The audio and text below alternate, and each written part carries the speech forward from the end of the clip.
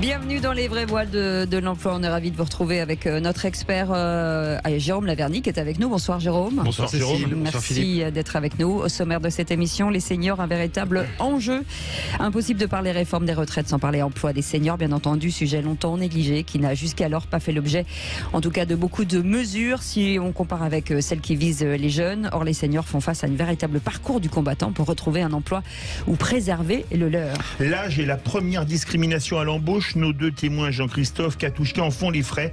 Même si, comme beaucoup, ils affichent une véritable détermination de s'en sortir, mais sans soutien. La tâche est rude. La mise en place de mesures reste indispensable pour les accompagner jusqu'à la retraite. Et puis l'industrie française, fleuron de l'économie française. Des entreprises qui recrutent avec le leader des formations du secteur, la FORP, et son directeur général adjoint, Tony Roulance, sera avec nous et on parlera bien entendu emploi. L'occasion aussi de mettre en lumière des activités connexes à l'industrie avec l'entreprise BrainCube qui développe des solutions en intelligence artificielle dans différents secteurs industriels et pourvoyeurs d'emplois. On en parlera avec Laurent Laporte, cofondateur et directeur général de BrainCube. BrainCube, bienvenue, c'est les vraies voix de l'emploi. Les vraies voix Sud Radio. Et c'est avec Jérôme Laverny. Jérôme, petit état des lieux sur ce sujet. On parle beaucoup de forcément réforme des retraites. Les oubliés, comme à chaque fois, ce sont les seniors. Oui, tout à fait. Et des oubliés au carré, parce que depuis de nombreuses années, non seulement le sujet n'intéressait pas les pouvoirs publics et nos hommes politiques qui se sont succédés, tous bords confondus, mais pas face à cette indifférence, il y avait une sorte d'hystérie et d'effervescence pour l'emploi des jeunes. Et dès lors qu'une mesure était décidée, en termes d'urgence emploi, eh bien, elle était orientée systématiquement vers les jeunes, car, comme me l'a dit un jour un homme politique dont je n'aurais pas la discourtoisie de donner le nom, c'était plus vendeur, c'est plus vendeur. Sauf qu'au passage, eh bien, on a toute une frange de la population qui passe à la trappe, qui est à la croisée de Quand très, vous dites plus très vendeur, nombreuses... c'est moins, en fait, c'est pas vendeur, quoi. Ouais, d'abord, il n'y a rien à vendre, effectivement. Je trouve que c'était assez inélégant, mais enfin, peu importe. Mais ça, il a dit tout haut ce que tout le monde a pratiqué tout bas pendant des années et des années. Je rappelle que nous sommes encore dans un plan d'urgence emploi qui s'appelle Un jeune, une solution. Voilà. C'est une discrimination par laquelle le défenseur de droit m'a répondu un jour en disant oui, nous avons le droit de discriminer parce que nous considérons que le public des jeunes doit être priorisé. Encore une fois, il ne s'agit pas d'opposer les générations et simplement de concevoir une solution pour une personne qui se trouve dans le plus grand désarroi. Aux urgences d'un hôpital, on ne demande pas un âge, on ne demande pas son adresse pour savoir si une personne est dans un quartier prioritaire, on soigne et avec urgence dès lors qu'on identifie une gravité d'une pathologie. Or là, eh bien, c'est le vide, c'est le désert des Tartares. Pour prendre un exemple très concret, il y a un CDD senior qui existe depuis des années, qui n'est utilisé par personne parce qu'il n'est d'aucune utilité. Pour prendre un exemple de l'effervescence et de l'hystérie jeuniste, il y a l'émission locale. Bref, un jeune, par exemple, du point de vue des aides, il faut que les gens sachent ça concrètement. Un jeune peut rapidement s'en sortir à avoir 500 € par mois. Sauf que nos seniors d'aujourd'hui, sont pas ceux d'hier. Katouchka, Madame Kolarov, Monsieur, Jean-Christophe qu'on aura en visio, ne seront pas pris au McDo. Et ça, c'est très important. Parce que tout d'un coup, une personne qui va vouloir absolument prendre n'importe quel petit job, un senior ne peut pas revenir chez ses parents qui parfois n'existent plus, ou dont il a eu la charge, et a la honte de revenir chez ses enfants. Il ne va pas vouloir le faire. Un senior est confronté à un déploiement d'aides pécuniaires qui font que un employeur, par exemple pour les contrats d'apprentissage, va toucher 6 000 € pour les plus de 29 ans, rien du tout. Alors qu'un senior va avoir des problèmes de santé et devoir se reconvertir. Bref, aujourd'hui, au-delà du verbiage, au-delà des grands discours, au-delà des débats complètement sans fond, eh bien, l'idée, c'est de confronter la réalité. Eh bien, on y est. La réalité concrète de gens du terrain. Et Katouchka Kolarov est avec nous. Bonsoir, merci d'être avec nous. Bonsoir. Jean-Christophe Potré est avec nous aussi. Vous faites partie de ce qu'on appelle forcément les seniors. On va démarrer avec vous, Katouchka. Votre situation aujourd'hui, c'est quoi ? Je suis célibataire, je vis seule. Et actuellement, je fais un CDD en insertion. D'accord. Sur quelle fonction en fait ? Je fais de l'emballage, du cartonnage, du conditionnement en fait. Quand vous dites en ce moment, c'est-à-dire que est-ce que c'est un CDD, donc ça veut dire que vous avez cumulé aujourd'hui les CDD ? Non, là, j'ai commencé le 3 octobre. Mais depuis 2018, je ne travaillais plus. Parce qu'on me proposait rien du tout. Donc, je postulais, j'allais à droite, à gauche, j'envoyais mes CV, je leur montrais que j'étais très polyvalente. Mais je pense que mon âge, Voilà. Le travail, le métier que vous avez fait le plus longtemps, c'était quoi? C'était quoi votre aujourd'hui? J'ai fait beaucoup, c'est la restauration. Ouais. Oui. Et aujourd'hui, vous êtes trop fatigué pour faire continuer dans la restauration? En fait, vous faisiez quoi dans la restauration? Vous étiez en cuisine, vous étiez serveuse, il y a plein de métiers. en fait, je faisais le bar, la salle et la terrasse. Oui, donc on cavale beaucoup. Hein. Je cavalais beaucoup et puis j'ai arrêté parce que j'ai fait une calcification au niveau des épaules. D'accord. Donc mon rhumatologue m'a dit qu'il fallait arrêter ce métier-là. D'accord. Pas que ça, Madame Kolarov aussi, d'autres pathologies encore plus lourdes. Oui. Mais tout en ayant la détermination de prendre n'importe quel boulot. 900 € de revenus, de pension CRAMIF, c'est bien ça? Oui. Et 350 € de loyer, je vous laisse faire la soustraction, il reste pas grand-chose pour pouvoir vivre. Ça mérite un petit peu plus d'aide. Et ça mérite, de considération surtout. qu'on n'ait pas l'indigence intellectuelle, intellectuelle à la veille de la réforme d'une retraite, de ne concevoir comme mesure qu'un index. C'est pas un index qui va faire recruter Madame Kolarov. C'est pas un index. C'est d'autres choses un peu plus sonnantes et trébuchantes. Katouchka, aujourd'hui nos auditeurs sont là, ils nous écoutent, 0826 300 300. Forcément, si vous avez des problèmes de santé, il y a des choses qui sont difficiles à faire. Qu'est-ce que vous aimeriez faire? C'est quoi aujourd'hui le job rêvé pour vous? C'est important aussi de se projeter dans l'avenir. Je sais que c'est compliqué pour vous aujourd'hui, mais si quelqu'un aujourd'hui devait vous embaucher, vous aimeriez aller chez qui? Mais enfin, aujourd'hui, je peux pas dire quel métier je veux. Je pense qu'il y a parce que j'ai pas le choix. Quand je travaille et puis quand j'ai mal en cachette, je prends mon médicament pour me calmer le mal, quoi. Mais si on devait se projeter justement, 0826 300 300, écoutez, Katouchka est là, vous aimeriez faire quel métier? Vendeuse en boulangerie, vous prenez? Ouais. J'ai déjà fait. Oui, vous prenez ou pas? Oui. Vendeuse dans un magasin, vous prenez? Non, pas du tout. Employé dans une restauration collective, vous prenez? Oui. Ouais. D'accord. Ouais. Travaille même à la ferme. Parce que j'adore la campagne, Employé j'adore dans les une animaux. usine, vous prenez? Oui. Ouais. 0826 300 300, vous écoutez Katouchka. Nous, vous savez, on aime recevoir des gens comme vous parce qu'on aime aider aussi. Et puis peut-être c'est un CV à ciel ouvert, j'ai envie de dire. Et donc on va parler de vos compétences. Vous allez rester avec nous jusqu'à la fin de l'émission. On va passer à Jean-Christophe Potry. Jean-Christophe, bonsoir. Bonsoir. Bonsoir madame. Merci. Bonsoir messieurs dames. Merci d'être avec nous. On fait un état Avec des lieux plaisir. avec vous, comme on a fait avec Katouchka. Expliquez-nous un petit peu votre parcours et qu'est-ce qui a pêché. Alors aujourd'hui, vous êtes considéré comme senior, mais qu'est-ce qui a pêché chez vous? Alors moi, je ne vois pas où est-ce que ça a pêché. Il y a une cessation d'activité en étant cadre d'entreprise, directeur des opérations, et donc un changement radical, donc une chute et un changement aussi également de région et une recherche en emploi active. Et là, c'est un job à temps plein. Ah oui, rechercher un temps d'emploi, c'est un job à temps plein, ça prend énormément de temps. C'est pharaonique. Vous étiez donc cadre en entreprise. Moi, j'ai vu le témoignage d'un directeur commercial la semaine dernière sur une chaîne d'infos en continu, 55 ans. On avait parlé la semaine dernière, je crois qu'il avait envoyé plus de 900 CV, qui avaient été 9 ou 10 fois en finale. Les autres fois, il n'avait même pas eu de réponse, a priori. C'est Olivier Dussopt, il a dit aussi. C'était face à Olivier Dussopt. Ouais. Et il dit, j'ai perdu à chaque fois contre des gens qui étaient plus jeunes. Vous avez vécu ça, Jean-Christophe Potry? Alors, en fait, on vous répond pas si vous mettez votre âge. Donc, celui-ci, il faut le cacher, mais par rapport à l'expérience professionnelle, forcément, on a un descriptif des entreprises par lesquelles on est passé. Donc, on a tout de suite une évaluation de l'expérience. Mais bon, c'est ce qu'on m'avait conseillé. C'est le seul conseil d'ailleurs que j'ai reçu de Pôle emploi à l'époque où je cherchais activement, puisque effectivement, comme vous le dites très bien, Monsieur Laverny, il n'y a aucune aide qui est faite pour nous. Alors dans mon cas, je suis désolé, c'est d'avoir cotisé pendant plus de 30 ans à une caisse des cadres et d'avoir une retraite qui s'est reculée de 6 ans à 7 ans, puisque pour la prendre à taux plein, il faut attendre 68 ans. Pour autant, on a cotisé à taux plein et on a payé aussi également des impôts dessus. Et donc, il y a 6 ans ou 7 ans, je pouvais voir peut-être l'espoir d'avoir une retraite à 62 ans. Aujourd'hui, pour l'avoir à tout plein, il nous faut encore attendre 68 ans. Eh ben, vous restez avec nous, Jean-Christophe, vous restez avec nous. Katouchka, vous restez avec nous aussi. 0826 300 300 sont des témoignages qui méritent d'être entendus, parce que ça, c'est la réalité forcément du terrain. On est en pleine période de réforme des retraites. Il y a des gens qu'il faut secourir, qu'il faut aider, à qui il faut tendre la main en disant c'est à ces âges-là, on n'est pas si vieux que là.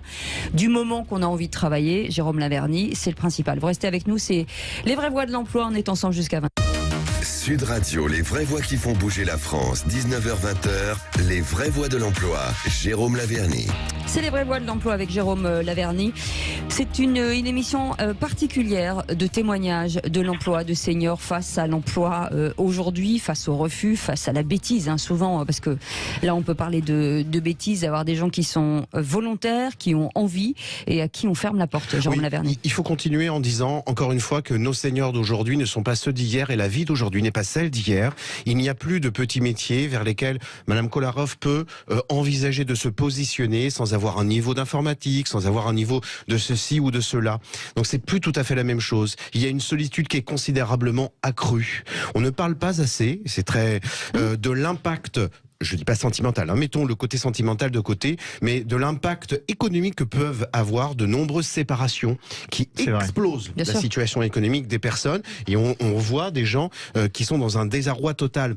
Un jeune aujourd'hui, 22, 23 ans, il peut espérer rencontrer quelqu'un, refaire sa vie, et donc payer un logement à deux plus confortablement qu'on ne peut le faire aujourd'hui. Il y a un gros problème de solitude chez nos seniors. Tout cela, c'est complètement passé à la trappe totale, et tellement à la trappe, j'insiste, que la seule mesure qui pointe le bout de son nez là, par les jours qui passent, c'est un malheureux index. C'est tout ce qu'on arrive à trouver, ou d'autres personnes qui disent on a fait un jeune une solution, faisons un senior une solution, pourquoi pas. C'est tellement facile. 0826 300 300 si vous êtes dans une situation compliquée, ou si vous êtes senior, vous ne trouverez pas de métier, en tout cas pas de boulot, vous nous appelez pour témoigner. Katouchka Kolarov est avec nous. Régulièrement, vous nous dites que vous assistez à des séances de recrutement, à toutes les séances de recrutement. Et qu'est-ce qu'on vous dit ? Bien dans le micro, si vous voulez bien. Merci beaucoup. Donc, on regarde mon CV, on me dit votre profil nous intéresse. Oui. Donc, c'est tout OK au départ. Donc, tous les papiers sont envoyés. Je rappelle pour savoir où ça en est, et c'est quand je vais commencer.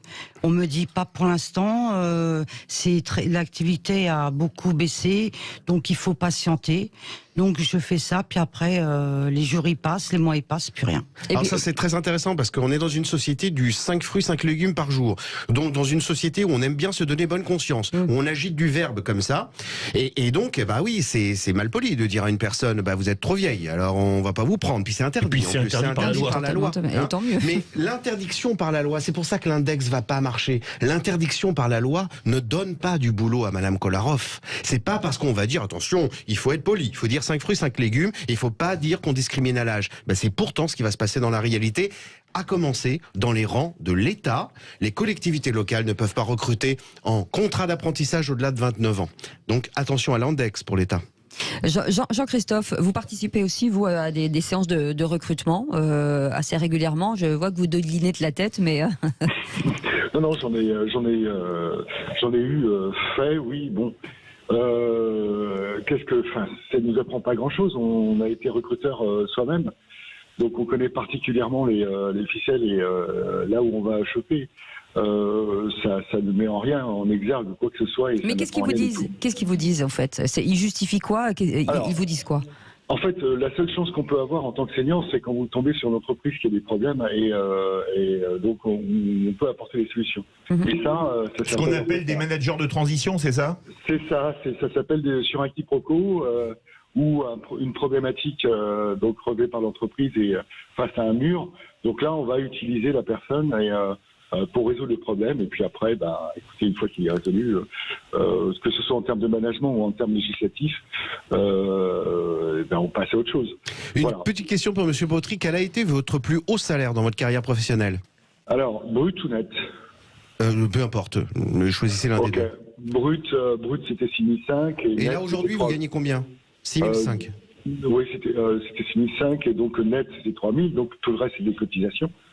Après, donc là, vous gagnez combien aujourd'hui? 2002, je suis très fier. Voilà. Alors, autre préjugé selon lequel les seniors veulent des rémunérations trop élevées. Alors, ça coûte cher aux entreprises. Non, pas du tout. Non, pas du tout. Il y a des gens, il y a des Monsieur Potry, il y a des Madame Kolarov qui sont tellement étriqués, qui sont tellement dans l'urgence qu'ils acceptent bien volontiers de rabaisser leur salaire. Donc ça, c'est une fausse idée. Ouais. Madame Kolarov, est-ce que vous accepteriez parce qu'aujourd'hui vous habitez en région parisienne, est-ce que vous accepteriez par exemple d'aller de changer de ville, d'aller en ruralité, ou est-ce que c'est un souhait auquel vous pourriez accéder? Alors, c'est vrai que j'y ai pensé à partir, mais honnêtement, pour l'instant, je peux pas parce que c'est mes chats qui me bloquent. C'est vos chats qui vous bloquent? J'ai 4 chats. Oui. Donc je peux pas m'en séparer. Mais vous pouvez déménager et partir avec vos chats, il n'y a pas de souci. Mais là, Cécile se pose un problème très grave. Ouais. Si elle fait ça, et à juste titre, parce que ça, c'est une très très bonne, parce que Monsieur Potry, lui, peut s'en sortir davantage en province. Le salut économique serait bien préférable. Sauf que si elle fait ça, elle perd son logement social. Et si jamais elle perd son logement social et que ça se passe mal là où elle va aller en province, alors là, c'est la cata. Oui. Parce que là, elle ne pourra pas revenir en arrière. Elle n'aura plus le logement social. Mais est-ce que, Jérôme Lavernier, est-ce que finalement les entreprises, plutôt en ruralité ou en périurbain, ne sont pas plus humaines finalement que celles en agglomération? Mais bien sûr que si. Ouais. Mais bien sûr que si. Et en plus, les logements sont moins chers. Donc effectivement, mais sauf qu'un déménagement, ça s'organise. Revenons sur les chats. Ce sont des gens aussi qui se prennent. Mais enfin. On peut avoir la tentation de dire à Madame Kolarov, mais 4 chats, non mais ça va pas ou quoi? Vous n'avez pas de quoi manger, vous prenez 4 chats. Bah oui, le problème c'est que les chats sont là H24. Les chats, c'est les psychologues. Je vous parce qu'il n'y a pas de mission locale. Il y a pas de mission locale pour parler H24 avec Madame Kolarov ou d'autres chargés d'accompagnement. Il y a les chats. Donc elle a bien raison, peut-être, de manger peut-être un peu moins et d'en donner et de partager avec les chats psychologues. Le choix de chacun. Ce qui est important de savoir, c'est est-ce que vous avez fait ce qu'on appelle de compétences, aidez-moi, un bilan de compétences. Est-ce qu'on vous a proposé de faire un bilan de compétences aujourd'hui pour vous dire, j'en suis où par exemple? Est-ce qu'on propose à des jeunes générations par exemple? Pas vraiment, non. Je me suis posé la question, qui pourrait m'aider pour me dire aujourd'hui qu'est-ce qui serait bien pour moi? Est-ce qu'il y a des associations qui existent là-dessus, Jérôme, des gens avec qui vous discutez, qui vous permettent d'utiliser les bons mots, les bons termes, qui vous permettent justement de vous savoir où on en est? Oui, qui gagnent beaucoup de sous. Faisons un sondage. Quelles sont les associations qui s'occupent des seniors? Faisons un sondage dans la rue, vous allez voir que c'est assez calamiteux. Il y en a très peu. C'était une question. Non, oui. Alors le bilan de compétences, pourquoi pas? Là, le degré d'urgence, il est autrement. Bon, l'astrologie, pourquoi pas? Mais non, là, il faut pousser la porte en fait. Oui. Il faut pousser la porte, c'est ça la solution. Non, mais c'est important aussi peut-être de savoir où on en est personnellement. Elle prend tout ce qui passe. Je sais, Jérôme. Elle gagne 900 € à l'autre bout du département. Elle est prête à les gagner. Et elle prendra plus. S'il y a plus, elle prendra n'importe quoi. Donc son bilan de compétences, le métier qu'elle a identifié, c'est remplir l'assiette. C'est ça son métier. Je voudrais poser une question à Jean-Christophe Potry, vous qui étiez cadre. Est-ce que vous avez eu une aide digne de ce nom? Cécile parlait des associations. Alors c'est pas une association type Pôle Emploi ou par exemple l'APEC. Est-ce que pour vous ça a été un plus ou pas? Non, il y a aucunement, à part l'apparition des annonces de l'APEC.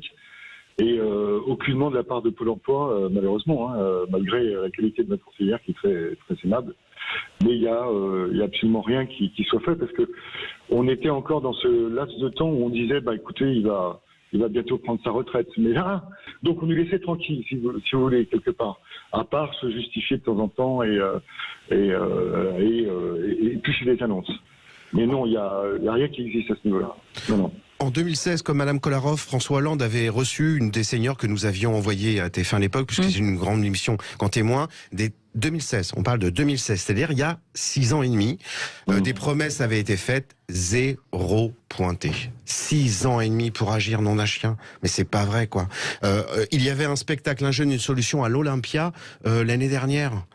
l'Olympia, ça vaut cher. Il faut dépenser des sous pour réserver l'Olympia. Voilà. Le degré d'urgence de nos seniors, c'est-à-dire de nos imminents retraités, ne mérite pas un Olympia, un jeune, une solution. Ne mérite pas ça. Eh ben, il mérite tellement, si vous saviez. Vous restez avec nous, hein, c'est pas le marché de l'emploi. En tout cas, on aimerait bien que ce soit le marché de l'emploi, mais en tout cas, c'est les vraies voies de l'emploi avec Jérôme Laverny, notre expert. En tout cas, vous restez avec nous. Dans un instant, on va revenir sur les formations industrielles, parce que ça, c'est important. Et c'est un métier ou un secteur qui emploie pas mal. Ça s'appelle la FORP, et nous accueillerons le directeur général adjoint, Tony Rouland, sera avec nous dans quelques instants. Ne bougez pas, et vous pouvez bien entendu témoigner. 0826 300 300, les vraies voix de